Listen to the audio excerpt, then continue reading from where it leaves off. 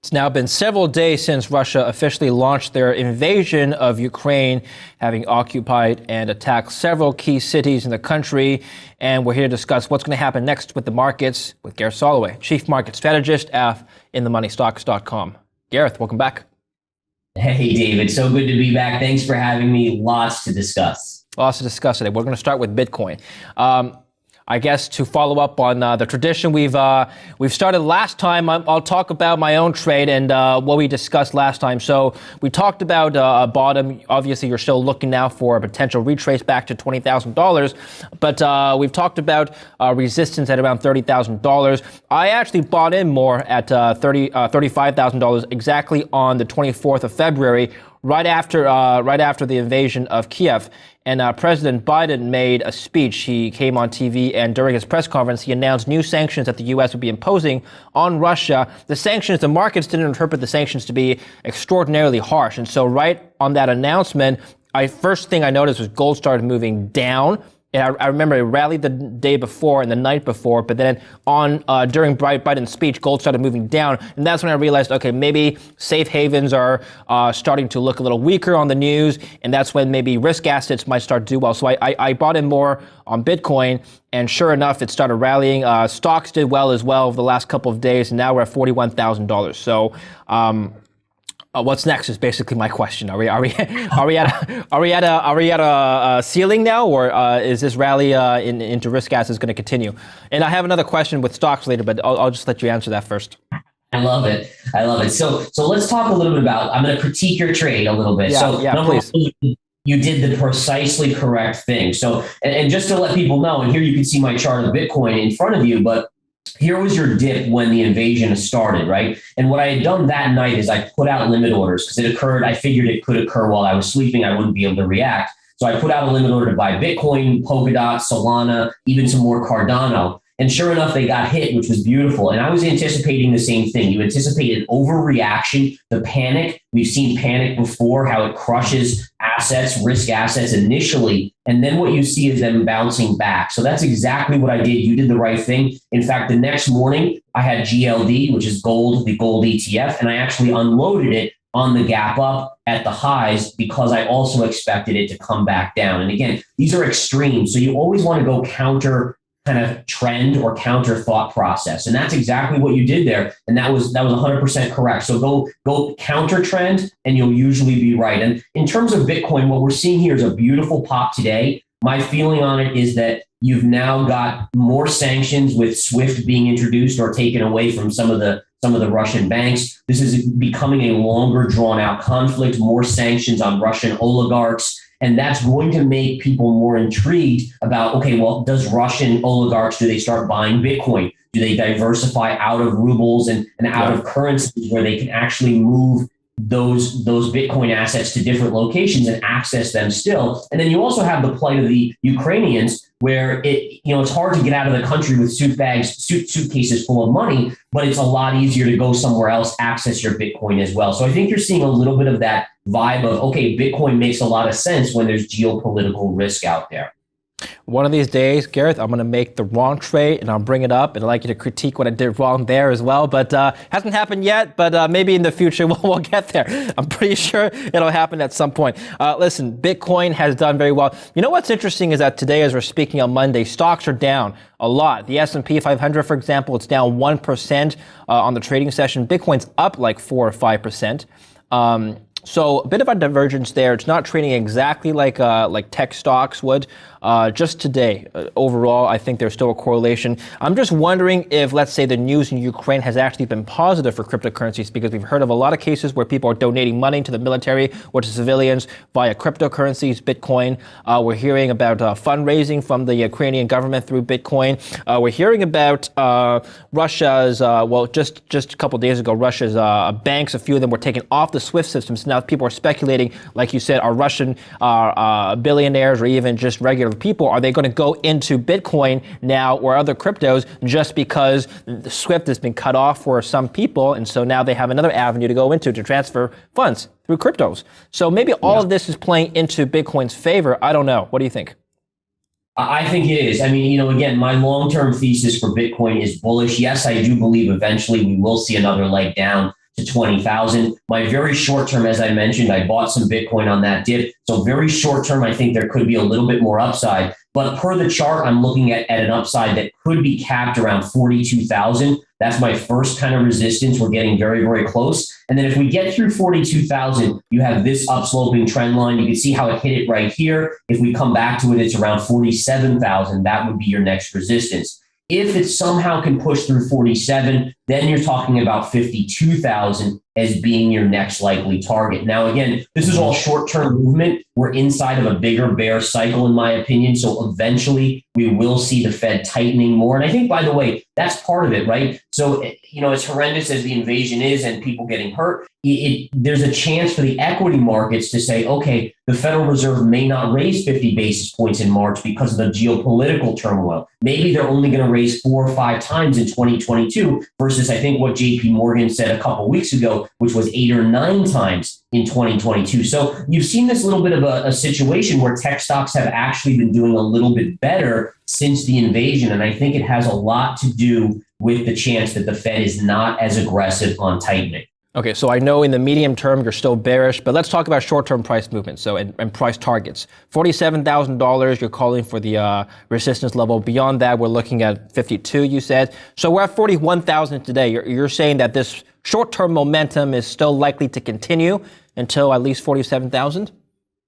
Yeah, so I mean, 42 is going to be your first, small test. It's only a minor level of resistance here on the chart. So again, small test coming up at 42,000 may take a couple of days to try to push through it. But I do think that there is a decent chance that it's able to, and then may trade back up to that 47, this upsloping orange trend line here. I think what investors will have to understand is that everything we do here in technical analysis land is based on probabilities, right? So when you see a sharp move down like this, there's inevitably a period where you go sideways and chop for long periods of time. So you can see how you're starting to kind of do this pattern. And ultimately what you're forming is a bigger bearish pattern on the daily chart. It's called a bear flag or an in spirit of bear flag. And so the odds favor that at some point it breaks down. Now, it gives you a lot of opportunity to trade the range, which is what I've been doing.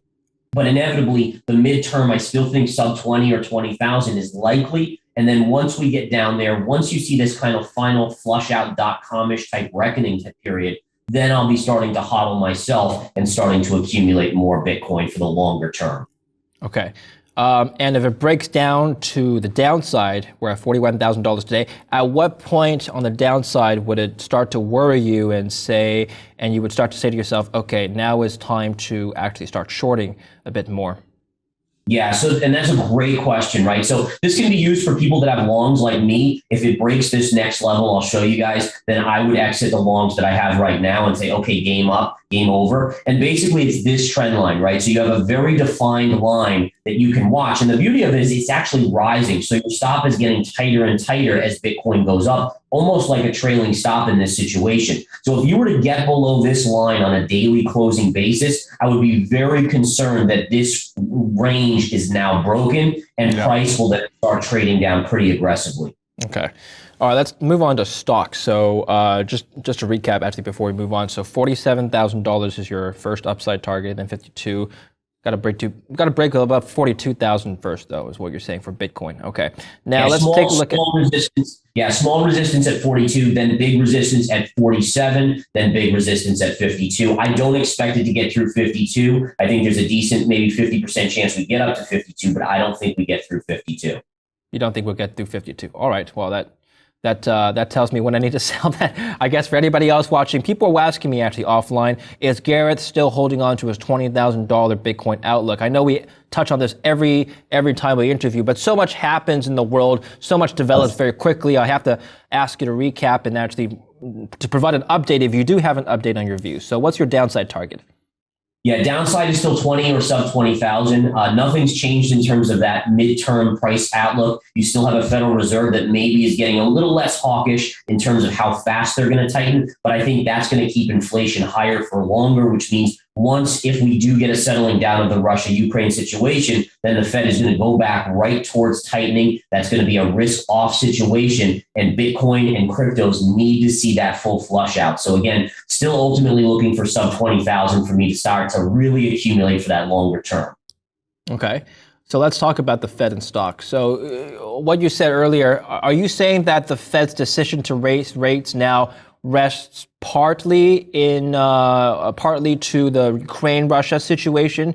In other words, they may not raise if the situation becomes worse. Can we make that statement?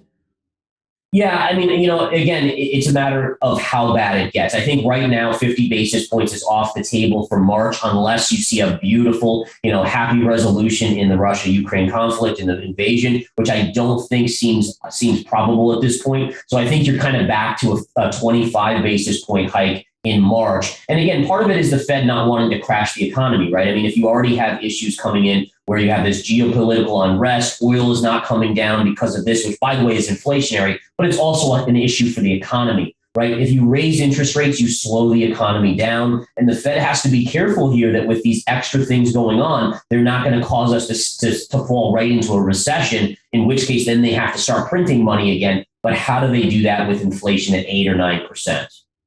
Okay. Well, what's your answer? What's their solution? They are stuck. They've been stuck for a while. 8 or 9%. The Fed is screwed, let's be honest. I mean, yes, they're going to be able to bring inflation down a little bit. There's no doubt about it. But again, they're not going to get inflation back to 2% or sub 2%, which is where they want it if they're going to print money again. So you're going to be in this back and forth over the next 5, 10, 15 years of where they're going to pick which is the worst scenario. Right now, inflation is the highest. So they're going to attack inflation with higher yields or higher rates. Then unemployment is going to start to bubble up because they're attacking inflation with higher rates. And then they're going to go after that with more money printing. And it's going to be a whack-a-mole back and forth. Which one are they going to deal with? And ultimately, that's the scary thing. Us as Americans, we're going to have to deal with this longer-term higher inflation with, again, no real exit strategy for the Federal Reserve. I'd just like to put things into perspective for everybody watching. I mean, yes, in North America, I'm in Canada, you're in the U.S., we're not complaining, but we're fearful of a 25 to 50 basis point rate hike. You know what happened last night? Russia raised interest rates to 20%. Let me just recap it. Not 2%, 20%, okay? And we're talking about, oh my God, the Fed's going to raise it to what? To another 25 basis points higher. Why are they doing this? 20% interest rate on the central bank. What is that supposed to accomplish? Yeah, so I mean, what it shows you is what the sanctions are doing to Russia right now. Russia, you're seeing money flood out. We saw BP saying that they were going to sell off one of the big oil positions that they had. And again, you have liquidity and money just exiting the country en masse. And by raising interest rates, you try to coax money to come back in or at least stay in the country. Or you could just do what China is. What? You could just do what China does, which is just limit capital outflows. Just literally stop it. Why wreck the economy even more by raising rates to double digits? Look, there's smarter people than me. They know more than me, but I'm just thinking out loud here. Yeah, I mean, the only thing I can think of is that it's not as easy to just cut it off totally, right? I mean, they're reliant on external money to some extent. They need that money to come into the country. And the only way they can convince it to do so is to raise those interest rates. Because you're right, higher interest rates slows an economy. But again, my guess is the economy based off of oil and certain things like that, it's not as influenced by interest rates, perhaps. And that also gives them a little bit more leniency to raise interest rates sharply like this. But needless to say, it's not what they want to do. It's basically what they're being forced into by these sanctions, which tells the world, by the way, it tells the US, it tells Europe that the sanctions are having a big impact. And you can see from the RSX, I mean, I can bring up the RSX chart here, which is the Russia ETF. I mean, look at this collapse. It is an epic collapse. You've seen just in the last week or so from $26 to $11.30. That is a massive collapse in their stock market. So it is not a good picture there. But again, how much of it is self-inflicted by them going into Ukraine, right? Yeah, bring it back home now. I'm a little bit surprised at how resilient the U.S. equity markets are to this conflict. In the past, when there's a lot of geopolitical uncertainty, I remember when Trump was in office, every time he announced tariffs or an escalation of the trade wars with China, the first thing that you see in the stock markets is a sell-off. And now we have actual physical conflict, and actually the markets have rallied since February 24th. It's more or less plateaued, but it pretty much did the opposite of what at least I expected it to do. Why the resilience, Gareth? Where is this coming from? Yeah, So what this is, and this is a great example, you can see in the days leading up to it, where we were getting the intel from the Biden administration that, hey, there's going to be an invasion, guys. Yeah. And even I was doubting it. I honestly was doubting it. I was like, oh, Sure. they can't fully invade. But the market was already pricing it in. And then what you got was max fear the day of the invasion, where you had the gap down. And then investors started to say, wait a minute. If this is going to be an instability issue in the globe and maybe something that hurts the economy, we know gas prices in Europe and all these reliances on wheat and so forth, maybe this keeps the Federal Reserve from going hardcore on raising rates. And that's actually a good thing for risk assets like stocks, right? So I think that's where it's coming from. I fully expect that if the situation gets resolved and the Fed goes back to really, if the market prices in an aggressive Fed again, the stock market will start to fall again. So it's a very weird market right now, where the geopolitical issues are actually a small positive for the equity markets. Yeah. And if they do go away, I think the stock market starts to go down again.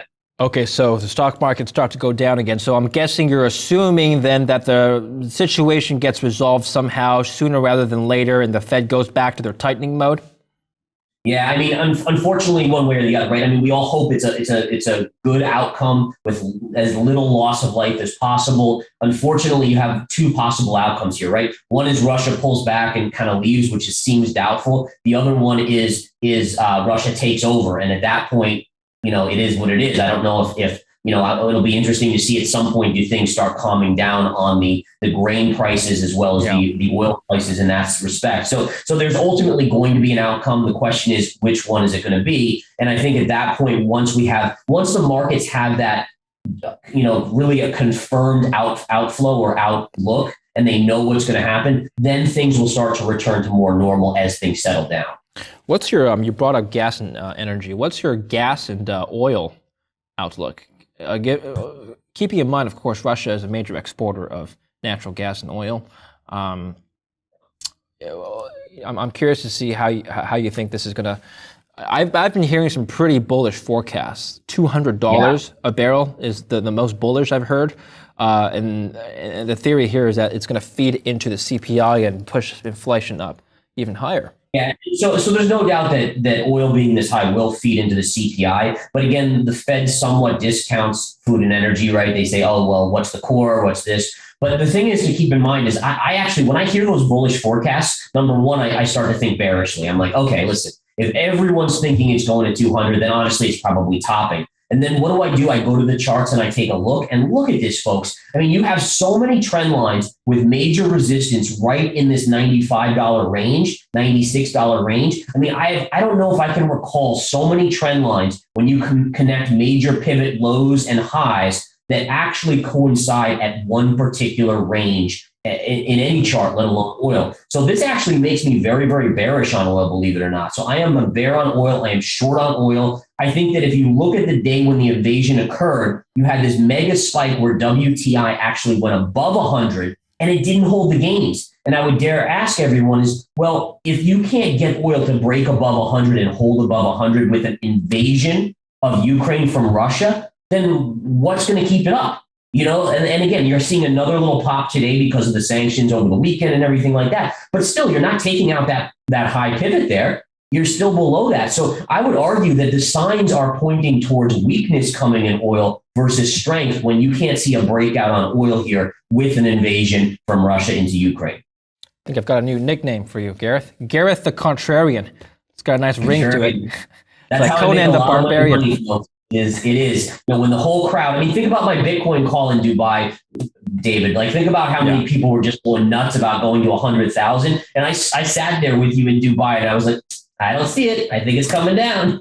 Mm-hmm.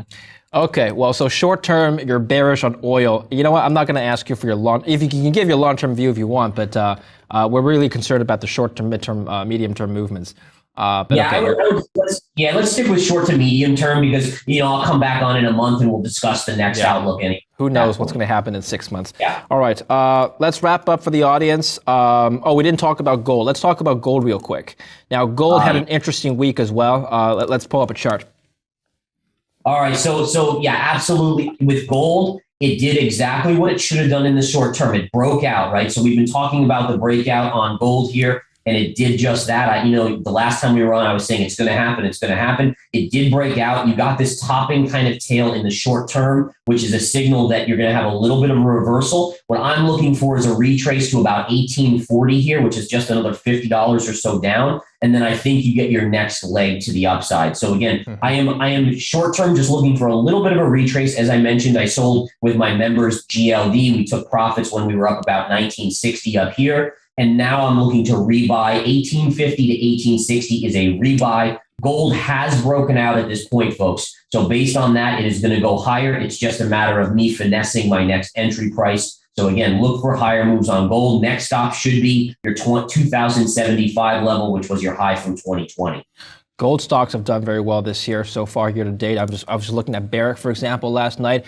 It was up 21%. Now it's down about 75 basis points. So up on the year, 20%. Not bad for a major senior miner. Of course, they're leveraged to the gold price. So lots of ways to play gold. All right, let's sum up. So Bitcoin, you're looking at what, $47,000? Well, I'll let you do the talking. Bitcoin, stocks, gold.